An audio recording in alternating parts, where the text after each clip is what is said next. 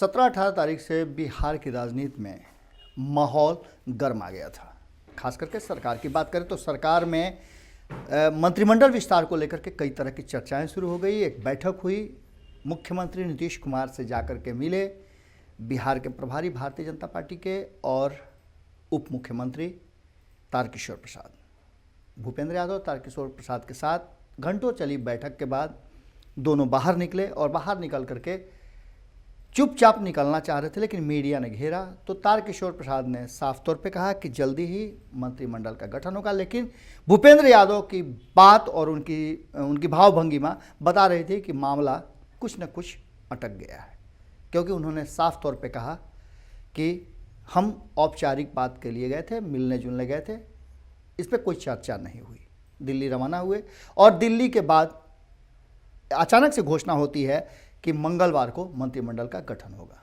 अब ये खबर कहाँ से आई, इस बात पर ज़्यादा गौर नहीं करते हैं, लेकिन खबर के बाद इसका खंडन आना इस बात का तस्दीक करता है कि मंगलवार को मंत्रिमंडल विस्तार की बातें आधिकारिक रूप से भले ही न हो लेकिन तय हो गई थी। क्योंकि नीतीश कुमार से जब मंगलवार को मंत्रिमंडल के विस्तार की बात हो रही थी तो ठीक एक दिन पहले शाम के समय में बैठक के बाद जब भूपेंद्र यादव और तारकिशोर प्रसाद के साथ बैठक खत्म हो गई, उसके बाद शाम के समय में अचानक से नीतीश कुमार पहुंचते हैं जदयू कार्यालय और वहां जाकर के लंबी बैठक होती है। बैठक के बाद वो बाहर निकलते हैं और कहते हैं कि मंत्रिमंडल विस्तार कल नहीं होगा, आगे जल्दी ही हो सकता है, कब होगा ये आपको कैसे बताएं, और मुस्कुराते हुए निकल जाते हैं। अब यहाँ हमने आपको कई आंकड़े बताए थे। भारत लाइव लगातार इस मुद्दे पर, इस विषय पर आपको अपडेट देता रहा है। हमने कई नाम भी जदयू और भारतीय जनता पार्टी के बताए हैं।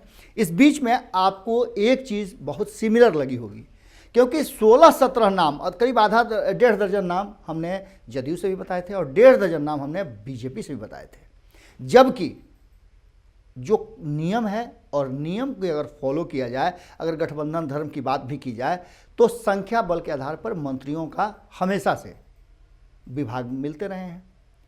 आपको एक और महत्वपूर्ण बात बताते हैं कि जैसा कि आप सभी जानते हैं कि कुल 44 विभाग हैं और 36 मंत्री बन सकते हैं अधिकतम। इसका एक आंकड़ा है 15% के हिसाब से अगर देखा जाए 243 सीटों में 36 का आंकड़ा आता है। और इस 36 के आंकड़ों में एक और बात महत्वपूर्ण है कि मंत्री किस दल का कितना बनेगा, इसके आधार तय किए गए हैं, जिसका हमने आपको फॉर्मूला बताया था कि 3.5 यानी 3.5 मंत्री पर 7 मंत्रियों पर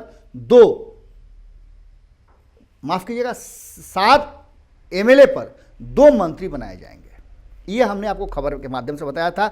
इसके आधार पर जो आंकड़े आते हैं वो आंकड़े बड़ा ही नीतीश कुमार को परेशान करने वाले हैं, क्योंकि नीतीश कुमार का कई विभाग साथ में जा रहा है।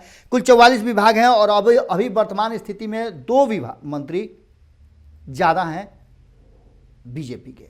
1-2 की बात तो मान सकते हैं वो, लेकिन उससे ज़्यादा की बात जब हो जाए तो निश्चित रूप से नीतीश कुमार को थोड़ी सी असहजता होगी। 16 नवंबर को जब पहली बार सरकार ने शपथ लिया, नीतीश कुमार के नेतृत्व में सरकार का गठन हुआ, मंत्रियों ने शपथ लिया, उसके बाद से अब तक 2 महीने करीब हो गए हैं और अब तक मंत्रिमंडल का विस्तार नहीं हुआ है। इन सब के बीच में 7 बीजेपी के, 5 जदयू के, 1 हम के और 1 वीआईपी के, इन 14 पर पूरा खेल चल रहा है और 44 मंत्रालय इनके पास है। एक मंत्री के पास 5-5, 6-6 विभाग हैं, अधिक संख्या है। और इन सब के बाद जो अब नए आंकड़े आ रहे हैं, इसके पहले आपको देखना होगा कि 2015 में जब परिणाम आए थे तो भारतीय जनता पार्टी सत्ता में नहीं थी। 2017 में नीतीश कुमार ने सत्ता परिवर्तन किया और वो पुनः एनडीए खेमे में चले गए। तब आंकड़े के आधार पर मंत्रिमंडल बंटवारा किया गया था।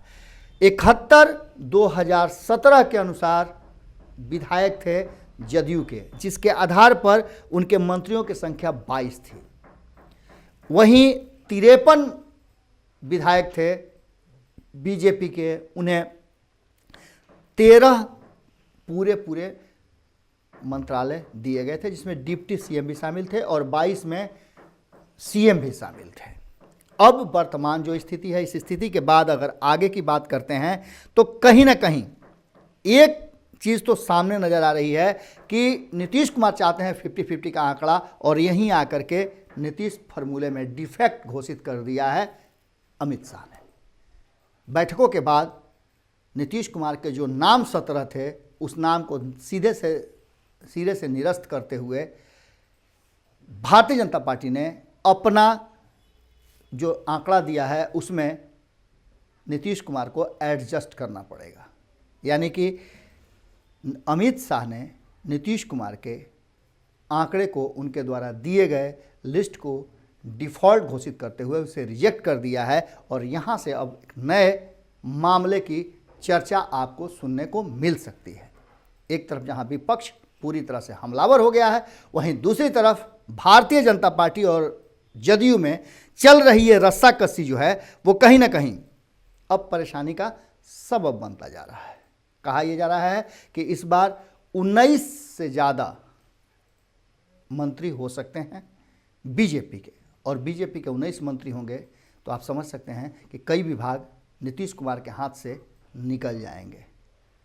अब क्या होता है, आज से कल तक ये पूरा लिस्ट नीतीश कुमार के हाथ में मिल जाएगा, अमल करते हैं कि फिर क्विट करते हैं, ये देखने वाली बात होगी। जुड़े रहें भारत लाइव के साथ। हमारे रिपोर्टर्स दिन भर रात भर खबर की टोह में हैं। जैसे ही अपडेट आता है बिहार की राजनीति में, लगातार आज का दिन भी बड़ा महत्वपूर्ण है। कई तरह की बैठकें चल रही हैं, कई लोग आगे की रणनीति बना रहे हैं। क्या होकर के आता है, क्या निकल करके आता है, आपके साथ तुरंत साझा करेंगे। तब तक हमें दे इजाज़त और देखते रहें भारत लाइव। यूपीआई नंबर पर आप हमारा सहयोग कर सकते हैं। सच्ची पत्रकारिता को सहयोग करना आपका एक तरह से समझिए कि अपने परिवार को सहारा देने की ज़रूरत है। आपके द्वारा किया गया हर सहयोग हमारे लिए बहुत ही हिम्मत देने वाला होता है। नमस्कार।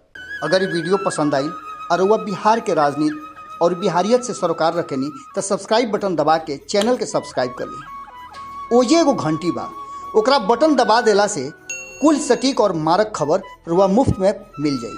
अगर रुआ पत्रकारिता के हमनी के नया प्रयोग में सहयोग कर चाहतानी तो ज्वाइन बटन दबा दी। पेटीएम नंबर नोट कर ली 9386816700। धन्यवाद।